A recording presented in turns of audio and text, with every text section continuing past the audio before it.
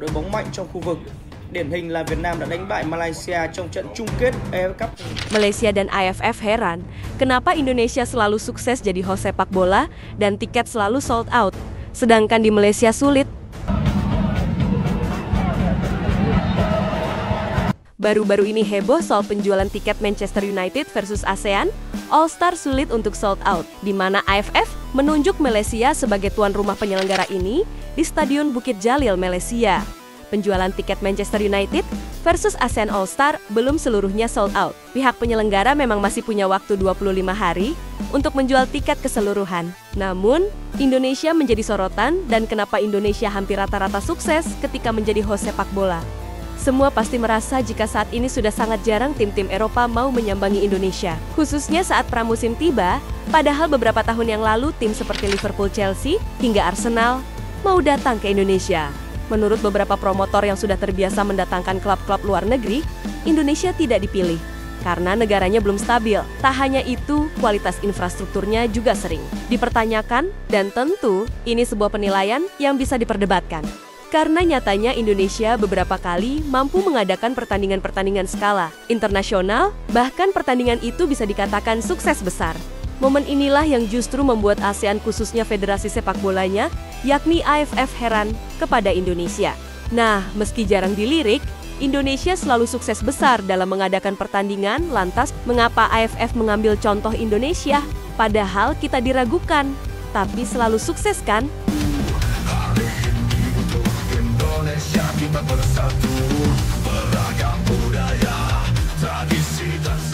Pada tahun 2013 yang lalu, sejarah besar dicatatkan oleh sepak bola Indonesia ketika kita mampu mendatangkan 3 tim besar Inggris, yakni Liverpool, Chelsea, dan Arsenal.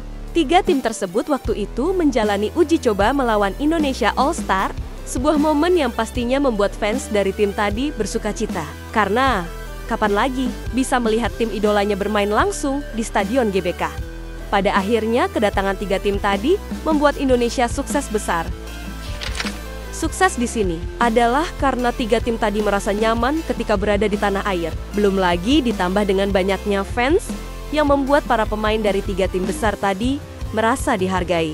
Dan tiket penjualan dari tim-tim Eropa yang datang dan bertanding ke Indonesia tentu tidak butuh waktu lama untuk segera sold out.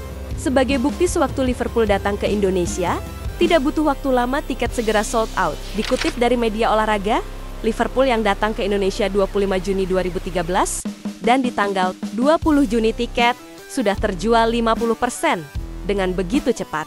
Padahal promotor menyiapkan tiket sebanyak 70.000 atau 75% dari kapasitas SUGBK, tapi dengan cepatnya tiket terjual di kala itu.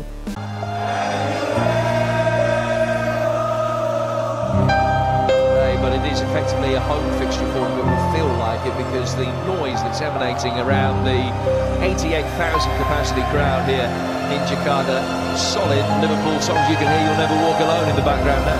Anfield Jakarta's been fanatical and ever since they've arrived, I think. Lalu bagaimana dengan klub Liga Inggris Chelsea saat datang ke Indonesia? Promotor pertandingan klub sepak bola Inggris Chelsea dengan tim Indonesia All Stars di tahun 2013 silam. Nah, di kala itu, promotor menyediakan hingga 46.000 tiket. Bahkan promotor mengatakan banyak penonton yang kecewa karena hanya 36.000 tiket yang akan dijual untuk umum dan 15.000 tiket lainnya sudah dijual ke sponsor. Ini membuktikan membludaknya fans yang tidak kebagian tiket dan begitu antusiasnya penonton bola di Indonesia. Begitu juga tiket pertandingan Arsenal versus Indonesia All-Star di kala itu dengan mudahnya terjual, di mana promotor menjual tiket dengan total 74.000 tiket di kala itu. Sayangnya, dalam beberapa tahun terakhir, tidak banyak tim Eropa yang menyempatkan datang ke Indonesia. Bahkan tim Eropa terakhir yang datang ke Indonesia itu adalah AS Roma di tahun 2015. Lalu hal itulah yang membuat para promotor Indonesia berusaha untuk kembali mendatangkan klub Eropa pada tahun ini.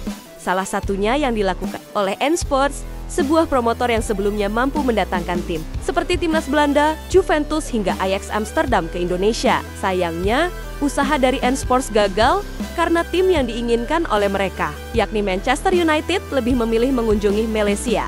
Ada 3 masalah besar yang membuat United belum mau ke Indonesia. Pertama, kualitas rumput stadion di Indonesia dinilai belum memenuhi standar internasional yang diharapkan oleh klub-klub top Eropa. Kedua, adanya kekhawatiran terhadap ketidakstabilan situasi politik dan sosial di dalam negeri. Terakhir, kemacetan lalu lintas di Jakarta turut menjadi pertimbangan. Penting karena dapat mengganggu mobilitas tim dan agenda kegiatan selama tur. Begitulah alasan Manchester United tidak memilih Indonesia. Penilaian Manchester United bisa dibantah dengan keadaan sebenarnya. Soal kemacetan Jakarta dan rumput stadion Indonesia memang masih mengalami masalah di 2 sektor tersebut. Tapi nyatanya hal seperti itu bisa diatasi dengan kerja keras yang selama ini dilakukan oleh PSSI.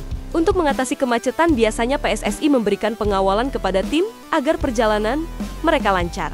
Soal rumput stadion saat ini juga sudah mulai diperbaiki agar para pemain yang bermain menjadi lebih nyaman. Karena kita semakin berbenah. Jika ingin bukti, contohnya yang dirasakan oleh timnas Jepang, Australia, hingga Arab Saudi yang sebelumnya sudah datang ke sini, secara keseluruhan mereka puas dengan pelayanan yang diberikan oleh Indonesia. Tak hanya 3 negara tadi, tim seperti Argentina juga puas waktu datang ke Indonesia pada tahun 2023 yang lalu. Bahkan ini sangat mengejutkan. Tiket Indonesia versus Argentina sold out dalam 5 menit secara war tiket. Sebanyak 20.000 tiket yang diperebutkan ludes dalam 5 menit. Sehingga penilaian dari Manchester United tadi masih bisa terbantahkan. Dengan bukti-bukti yang ada di Indonesia, selalu sukses saat menggelar sebuah pertandingan.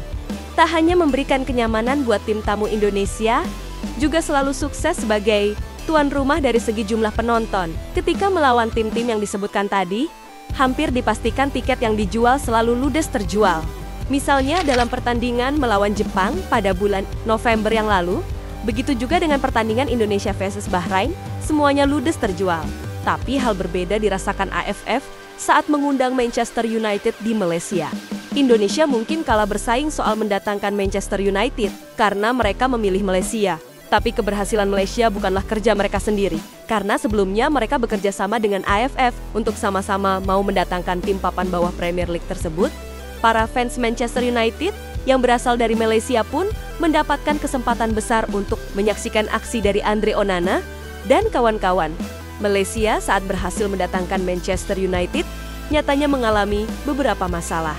Pertama adalah dengan banyaknya pemain yang memilih mengundurkan diri. Dari ASEAN All-Star, alasan mereka mengundurkan diri beragam, mulai dari tidak mendapatkan izin dari klubnya hingga disuruh fokus membela tim nasional. Selain itu, Manchester United kemungkinan besar juga tidak akan membawa pemain terbaiknya. Alasannya sama, karena beberapa pemain setan merah harus membela negaranya masing-masing di FIFA Matchday bulan Juni nanti. Belum lagi ditambah masalah ketika tiket pertandingannya belum habis terjual. Kini pada intinya, ASEAN malah dibuat heran oleh Indonesia, karena meski tidak didatangi oleh klub Eropa, nyatanya Indonesia selalu sukses dalam menggelar sebuah pertandingan. ASEAN dibuat heran sama Indonesia soal bagaimana cara menggelar pertandingan dengan sukses dan tiket segera sold out. Nah, gimana nih? Apa masih sepelekan Indonesia sekarang?